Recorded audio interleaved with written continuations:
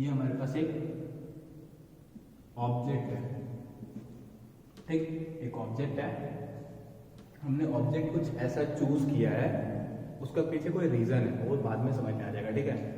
Exam में भी ऐसा कोई ऑब्जेक्ट लोगे तो इजी रहेगा तुमको समझाने के लिए, ठीक है। तो इस ऑब्जेक्ट का इमेज कैसे फॉर्म करें, अगर हमारे पास एक प्लेन मिरर है, ठीक है बच्चों। सॉरी।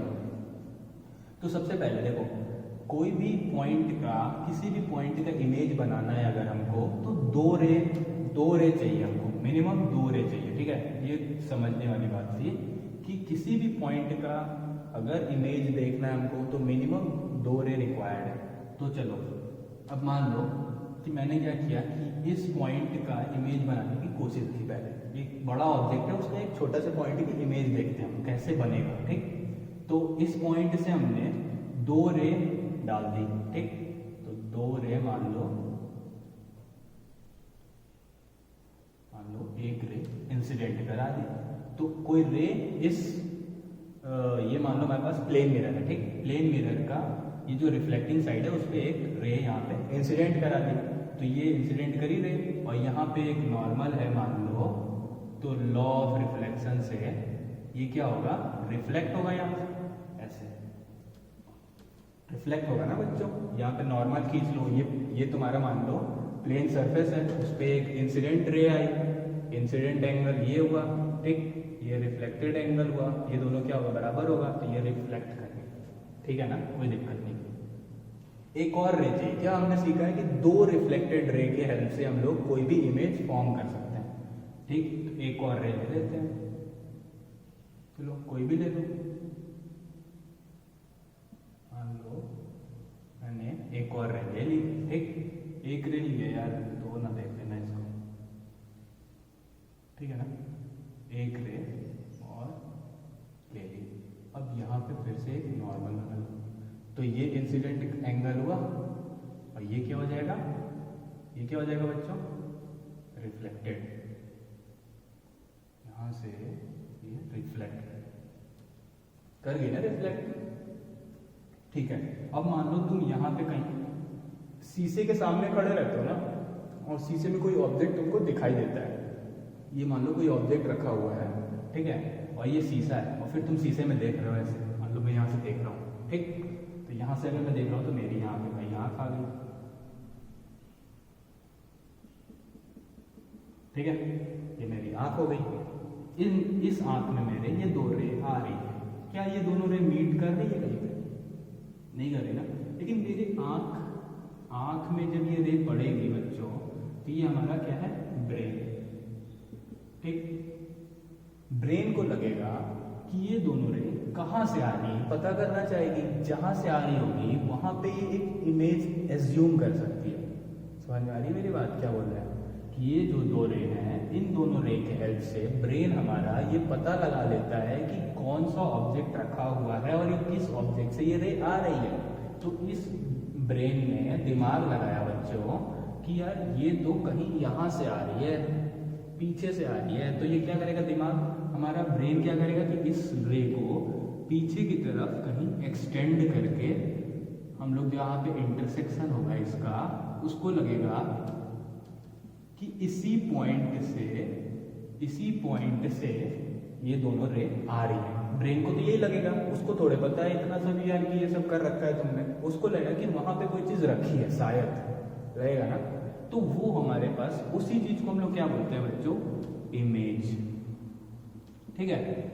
आंख में दोनों रे पड़ी, रिफ्लेक्टेड रे, अगर रिफ्लेक्टेड रे है, मिरर ने जो रे रिफ्लेक्ट करी है, उस रे के हेल्प से जब हम लोग पीछे की तरफ जाएंगे तो वो हमको लगेगा ब्रेन को कि यहाँ पे कोई एक चीज रखी हुई है, ऐसा दिख रहा है, ठीक है। तो वो जो चीज दिख रही है उसी को हम लोग बोलते हैं इमेज, ठीक। तो इमेज बन जाएगा यहाँ, तो ये जो पार्ट था वो यहाँ दिखाई दे रहा होगा मिरर में, ठीक है। फिर सिमिलरली अगर इस पार्ट का बनाओगे तो वो यहाँ दिखाई दे रहा होगा, ठीक है। तो पूरा एक एक पार्ट को, हर पार्ट से लाइट जा रही होगी, रिफ्लेक्ट हो रही होगी, आंख में आ रही होगी, तो हर पॉइंट यहाँ पे बनता जा रहा होगा, बन गया, ठीक। फिर इसके लिए देखते हैं हम, मान लो ये वाला पॉइंट है, तो ये वाला पॉइंट का यहाँ पे बन जाएगा, ठीक। फिर ये दोनों ऐसे ज्वाइंट हो जाएंगे। तो हमने देख लिया कि इमेज फॉर्मेशन प्लेन मिरर पे कैसे करते हैं। दो रे लेते हैं, दो रे रिफ्लेक्ट कर देते हैं, रिफ्लेक्टेड रे को पीछे की तरफ मीट कराते हैं, ठीक। अब इस टाइम पर हम लोगों को इसमें समझना क्या है बच्चों, ध्यान से देखो। तो देखो होता क्या है कि प्रॉपर्टी इस इमेज की, जो ये इमेज जो बन रहा है प्लेन मिरर से, उसकी क्या क्या प्रॉपर्टी है। तो सबसे पहली चीज क्या होगी कि जो साइज ऑफ ऑब्जेक्ट होगा सेम साइज का इमेज बनता है। प्लेन मिरर में जिस साइज का ऑब्जेक्ट होता है उसी साइज का इमेज बनता है। तो पहली प्रॉपर्टी इमेज की क्या प्रॉपर्टी, पहली सेम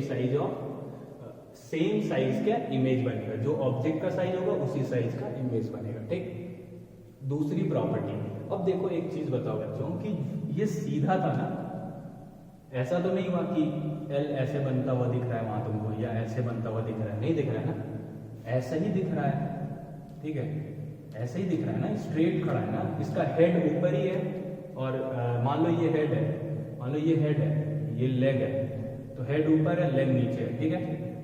इमेज में भी हेड ऊपर, लेग नीचे है, मतलब क्या है, सीधा इमेज बन रहा है। सीधा मतलब इरेक्ट। तो इमेज कैसा बन रहा है, इरेक्ट। प्लेन मिरर से जो भी इमेज बनता है वो इरेक्ट बनता है। जब तुम शीशे के सामने खड़े हो तो उल्टे दिखते हो क्या, जैसे हो वैसे दिखते हो भाई, बिल्कुल ऐसे खड़े हो जाओगे तो, ठीक है, सीधे दिखते हो ना प्लेन मिरर के सामने, ठीक है। तो इरेक्ट इमेज बनता है।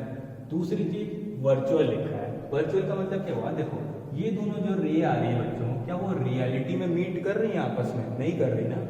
और दूसरी बात ऐसे भी समझ सकते हो कि ये जो मिरर है इसके अंदर इमेज बनता है। मिरर के अंदर कुछ होता है क्या, तुम घुस जाते हो, देख लेते हो, नहीं देख पाते हो।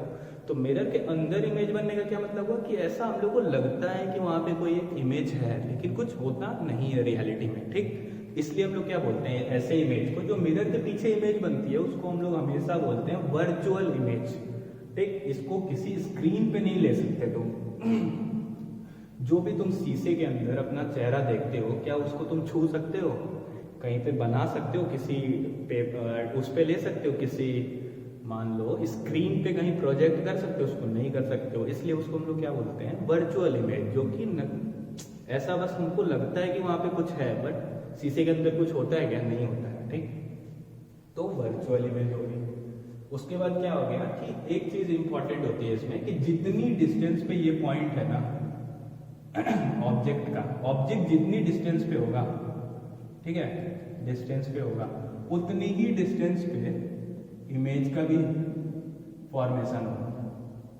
Image is form at equal distance from the same distance from the mirror as much as the distance of the object from the mirror, ठीक।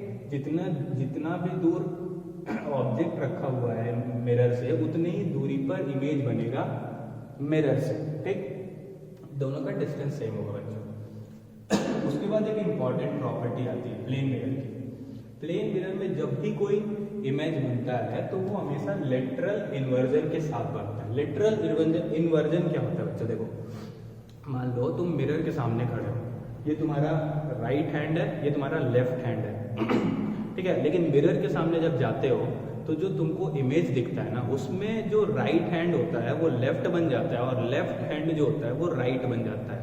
इस चीज को बोलने पे उतना कंफ्यूजन क्रिएट होता है, बट तुम कभी अपने से इमेज देखना अपने शीशे में, ठीक। और उससे बेटर ये एग्जाम्पल देखो।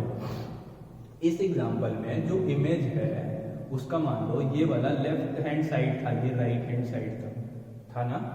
तो राइट हैंड साइड में इसका एक आर्म था, ऐसा था ना, ठीक। लेकिन इमेज में देखो ये लेफ्ट हैंड साइड है, ये राइट हैंड साइड है। राइट हैंड साइड में कोई आर्म है नहीं है ना, वो आर्म किधर आ गया, लेफ्ट हैंड साइड में। तो लेफ्ट हैंड साइड क्या हो गया, राइट हैंड साइड बन गया, राइट हैंड साइड जो था वो लेफ्ट हैंड साइड बन गया। बात समझ में आ गई। इस चीज को बोलते हैं हम लोग lateral inversion, lateral inversion of a image. तो ये कब होता है, केवल प्लेन मिरर में होता है, ठीक है ना। तो ये चीज होती है लेटरल इन्वर्जन। और लेटरल इन्वर्जन को समझाने के लिए ये डायग्राम मैंने ऐसे लिया था, अदरवाइज हम सिंपल लाइन का भी एक ऑब्जेक्ट ले सकते थे या कोई बॉल भी ले सकते थे, ठीक। लेकिन इसको समझाने के लिए एग्जाम में भी